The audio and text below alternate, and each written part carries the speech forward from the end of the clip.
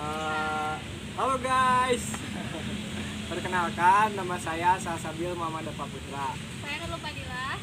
Di sini kami akan berbincang-bincang mengenai suatu isu ya Ibu Pempom tentang masalah terjadinya resesi di tahun 2022.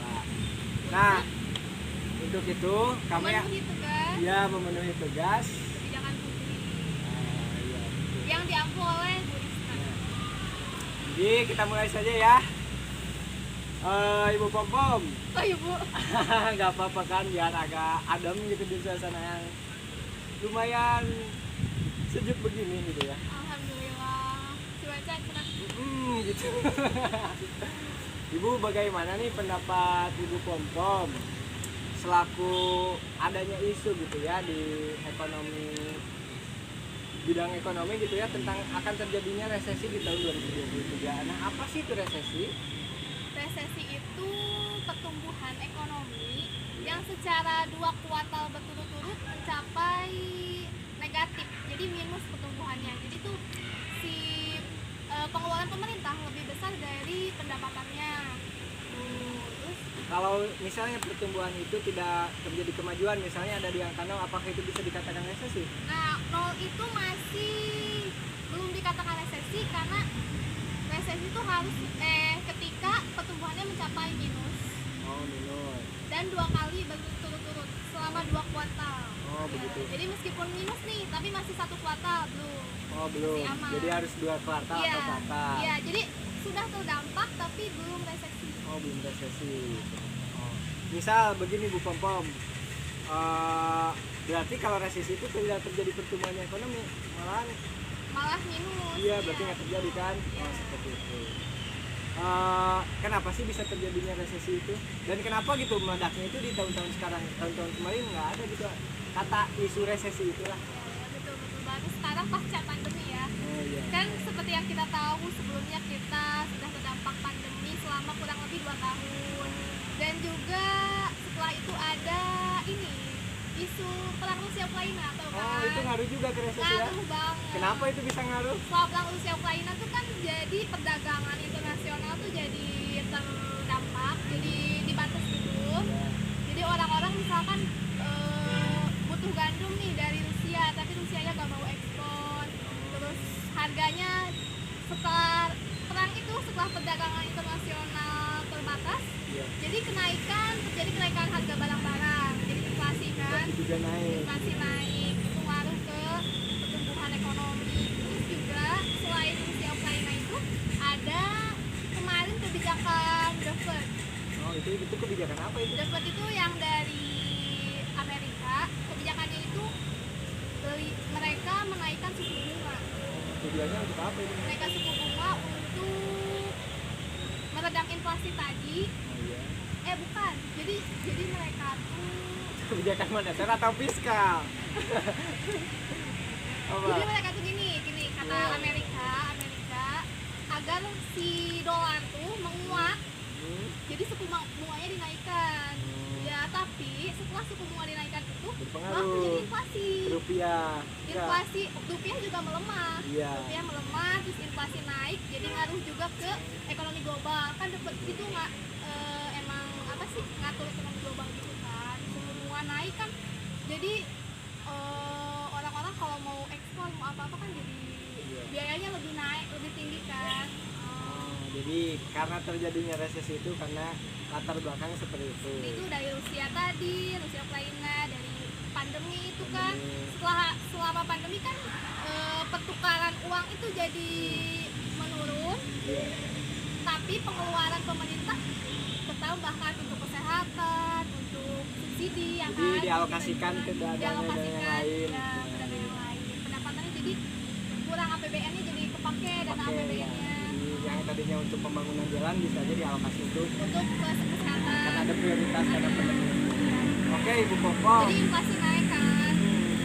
Ini ya dalam isu ini ada yang menanggapi serius, ada juga yang enggak. Mau nanya seberapa besar sih dampaknya gitu buat Indonesia itu tersendiri? Apakah bisa dirasakan langsung itu dampaknya atau nanti itu jangka panjang? Iya betul.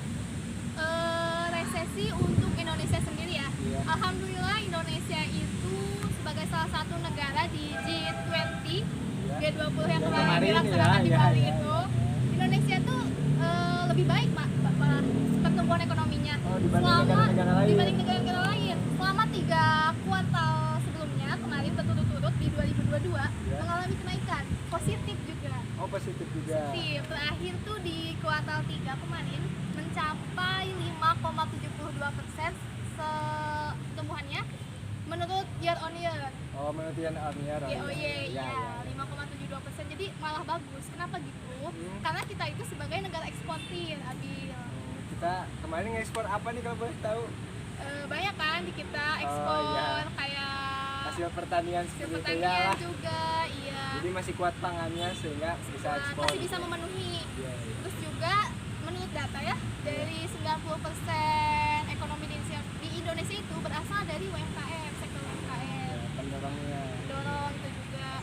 Jadi kan kalau orang-orang tuh importir, kebanyakan negara lain yang di G20 importir. Jadi bisa jadi terdampak gara-gara itu. Mereka butuh apa?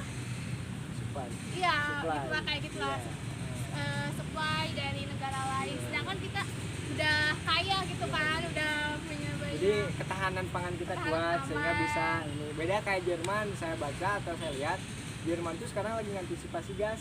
Soalnya kan di sana mau masuk musim pendingin nih. Iya.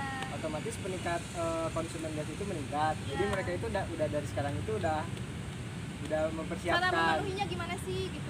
Ya di sana itu ada kebijakannya, jadi kalau per umur jadi dibatas gitu oleh usia umurnya. Saya kurang paham sih kalau itunya, tapi di sana itu dibatas sama umur si pembelinya. Jadi gak bisa kayak kita punya 4 tabung gas, jadi 4 di sana nggak bisa gitu. Karena terbatas tadi ya. Nah iya, kalau di sini masih bebas, jadi belum terasakan lah gitu ya dampak seperti itu. Kita kan tambang juga punya, Iya. segala macam punya. Terus kita kenapa malah naik pertumbuhan? Karena kita eksportir tadi, orang-orang tuh butuh kita, negara-negara Iya. itu kan. Di sini kita berarti diuntungkan. dibutuhkan. Tapi kita juga harus mengantisipasi agar tidak terjadinya resesi. Ya, betul. Kenapa sih gitu ya? Apa aja gitu ya untuk mencegah gitu agar tidak terjadinya resesi di Indonesia? Kalau mencegah itu sebenarnya pemerintah sendiri sudah buat beberapa kebijakan. Memang kan kita perlu waspada, tetap antisipasi perlu. Pemerintah juga gini kan kita tuh di pendapatan tuh kan teorinya CIGX, Ya, CI, betul. G plus X min M. Iya. Yang apa konsumsi, investasi, pengeluaran pemerintah, ekspor dikurangi impor. Ya. Nah di situ sendiri pemerintah tuh gimana sih caranya kalau konsumsi kita tetap naik? Kan dengan konsumsi naik, investasi naik, ngaruh juga ke pendapatan. Jadi pemerintah tuh lebih memperbanyak ekspor dan mengurangi impor itu tadi. Banyak sih kebijakan yang udah dicoba dilakukan sama Ibu Menteri kita, Ibu Sri Mulyani gitu. Jadi selama jadi untuk gini, untuk menaikkan konsumsi kita, Ibu tuh pemerintah kita tuh mencoba meredam. Dikarenakan ada gangguan teknis gitu ya, jadi mohon maaf tadi kekat. Jadi kalau ibu melihat jadi kejeda gitu, ibu tadi kita itu ada sesuatu problem lah ya. Sekarang lanjut lagi. Ya lanjut lagi tadi dari CIGX. Iya, CIGX. Konsumsi. Iya, jadi pokoknya gimana caranya konsumsi, investasi, pengeluaran pemerintah dan ekspor tuh meningkat, sedangkan kita mengurangi impor agar pendapatan meningkat. Kan pengeluaran pemerintah tadi juga baik untuk kayak alokasi apa sih, kan banyak ya. Untuk pengeluaran pemerintah sih untuk apa sih, kayak untuk apa ya apa maksudnya gimana? si government tuh pengeluaran pemerintah tuh untuk apa sih? APBN sih ya. Iya sih, kayak mengelola apa gitu kan, yang di bawah di situ juga nantinya akan terjadi perputaran uang, pendapatan naik bisa kan. Oke, saya jelas. Gimana ya? Jadi menurut Ibu Pompom dari kasus isu tersendiri ini gitu ya, terus implementasinya yang terjadi sekarang di realitanya, terus secara teori bagaimana gitu kesimpulan yang bisa ditarik dari Ibu Pompom? Oke baik, mungkin sebelum ke situ cara mengatasi dulu kali ya. Oh belum. Saya lupa berarti ya cara mengatasinya gimana. Cara mengatasi resesi itu sendiri atau kan karena kita belum, semoga tidak ya. Diprediksikan di 2023 aman sih, tidak resesi. Aman. Iya. Jadi Semoga. Tapi cara mengantisipasinya aja deh. Kan kita tetap perlu waspada gak sih? ya apa tuh yang harus dilakuin? Yang pertama tuh kita jangan takut. Pokoknya kan kalau panik gitu kan, pokoknya jangan takut, biasa aja Panik attack jalan. gitu ya? Iya, nggak boleh gitu. Jalani kehidupan sehari-hari kayak biasanya. Kalau kita benar-benar mengurangi konsumsi sendiri, kan nanti bakal berdampak ya sih ke pertumbuhan ekonomi. Kan misalkan ekonomi jadi melemah karena orang-orang tuh gak ada yang konsumsi gitu loh. Betul. Itu gak bagus juga kalau terlalu panik. Jangan takut. Yang kedua tetap boleh nabung rutin kan. Nabung rutin aja lah, itu buat dana darurat juga. Ya motif berjaga-jaga gitu ya. Ya betul. Sewaktu-waktu kan gimana beneran terjadi resesi gitu ya. Jadi kita udah ada dana Udah ada nih. dana darurat. Jadi bisa dipakai untuk apa gitu. Yang iya untuk primer. Urgent gitu ya. Urgent gitu. Terus yang ketiga paling jangan FOMO ya. FOMO di FOMO sini itu maksudnya gimana fear maksudnya? of missing out. Jadi Jadi itu ada kayak- singkatannya ya. Ya, FOMO itu jadi kayak ini orang kamu beli saham nih, misalkan nih lagi wah lagi rame nih ini saham ini naik, wah aku juga ikut di sini. Dan ikut-ikutan gitu ya. Jangan ikut-ikutan.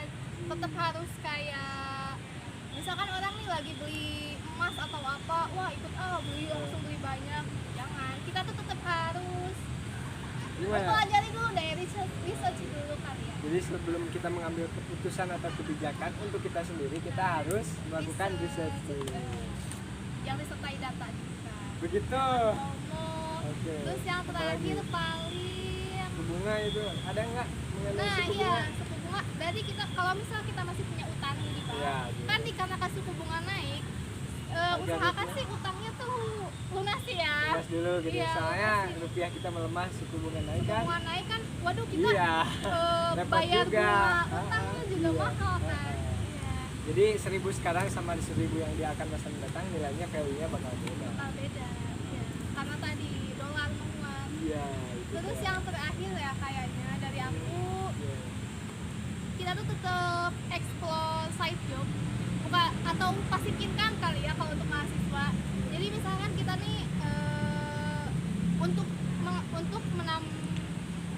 mempersiapkan dana darurat itu sendiri, kita juga kan harus perlu passive income kayak dana tambahan. Gimana sih kalau buat mahasiswa tuh dari ini misal jualan online, Gojek banyak, atau kalau yang udah kerja nih cari kerjaan sampingan gitu, ngojol juga, entah itu Jualan. freelance, jualan banyak juga.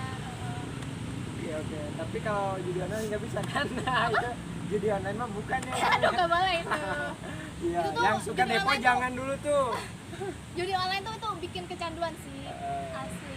Gak boleh juga karena ilegal nih. Kalau judi online kan kita dana kita diambil mereka nih, misalkan kita naruh dana di situ ternyata habis, nanti tuh kita gak bisa laporan kemana-mana karena gak ada badan yang menaungi. Iya. Karena nggak diawasi OJK juga Iya, sih. betul. Jadi nggak terjamin lah. Oh ya, sama lagi. Kita tuh investasi bisa sih masih baik, EHSG di kita tuh masih baik ya, masih hijau, gak kayak di negara-negara lain. Jadi kalau mau terjun entah ke reksadana atau pasar saham masih dikatakan aman sih. Asal tetap melalui research tadi, gak boleh FOMO. Betul. Oke. Sekarang saya sudah paham gitu ya. Semoga teman-teman juga paham gitu ya. Paham gitu ya. Nah sebelum ditanya apakah ada yang ingin disampaikan lagi? Dari saya cukup sih. Nah kalau ingin ada yang ingin ditanyakan lebih lagi kepada narasumber, nanti saya akan tulis nama IG-nya gitu ya. Boleh di DM ke sana, oke? Ngomong nggak keberatan? Boleh banget Oke. kita sharing kali ya. Jadi Iya. karena saya juga masih butuh. Ah. Gitu. Jadi saling gitu ya, bertukar ya, ilmu. bertukar informasi. Jadi ya mungkin teman-teman dapat disimpulkan bahwa resesi itu terjadi karena yang pertama mungkin karena terjadinya perang Rusia Ukraina, yang kedua pandemi.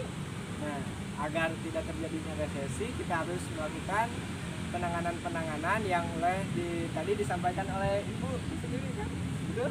Tuh, Nah. kayak yang 5 tadi. Yang 5 tadi jangan lupa, oke? Jangan panik. kita tuh Don't masih panic aman. attack.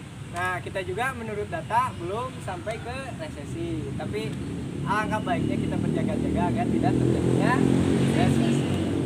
Jadi menurut kamu nih di 2023 nanti prediksinya gimana? Kalau menurut datanya tidak resesi ya mungkin kedepannya juga nggak aman. Soalnya dilihat-lihat sih dari G20 kemarin juga kan Indonesia dapat investasi yang besar gitu. Tuh dari luar negeri. Nah, Banyak jadi yang tertarik ke kita ya nih. G20 kemarin itu sangat menguntungkan bagi negara kita. Selain itu juga lah UMKM Indonesia masih menurut data BPS nih masih menjadi penopang terkuat dan juga masih jalan Maju, gitu ya, iya. belum terdampak. ya Kita tuh pasti terdampak sih, cuman nggak besar. nggak berasa dampaknya. banget. Iya, nggak berasa. Tapi alangkah baiknya nggak sampai gak berasa ya dari pencegahan. Sebenarnya kalau dikatain resesi di pandemi kita waktu di tahun 2020 tahun 2021 ya, menurut data kita tuh pernah sampai titik minus pertumbuhan Berapa ekonominya. kuartal? Itu tuh lupa ya, mohon maaf ya berdasarkan data. Tapi udah bisa dikatakan resesi Sudah mencapai minus selama 2 kali sebelum pandemi atau pas Pas. terjadinya terjadi pandemi itu. sampai setidaknya Enggak, cuman beberapa, entah cuman 2 mungkin kuartal kayak mungkin ya. kayak cultural shock gitu kali ya. Iya, kayak kan pengeluaran pemerintah besar, Besar, nih, daripada gitu. pendapatannya kan selama pandemi itu kan seperti yang kita tahu kayak Ada dananya kebijakan. untuk vaksin, Iya. entah untuk Kesehatan, Sembako, APBD iya. ya. APBD yang masih bagus. aman kan kok, kita masih bisa hidup. Kita sebenarnya udah pernah ngerasain resesi di pandemi. Biasa-biasa aja kan ya guys. Makanya Ya. jangan takut, Jangan takut. jangan panik. Oke, udah ini. Udah? Jadi teman-teman kita di sini karena keterbatasan waktu gitu ya dan ada hal lainnya yang sangat Atau batasan informasi juga mungkin ya nah, sebenarnya. iya, mungkin kalau teman-teman masih dirasa kurang atau butuh saran atau masukan kepada kami boleh gitu ya, dengan senang hati kami terima dan ya saling berikan informasi gitu ya. Kita sharing-sharing. Gitu ya, nanti dicantumin di narasumbernya. Sharingnya ke sana aja gitu ya. Terima kasih atas perhatiannya. Ada yang disampaikan dulu? Kisbay gitu. Cukup ya. Cukup aja. Terima kasih teman-teman. Dadah, sampai Dadah. see you.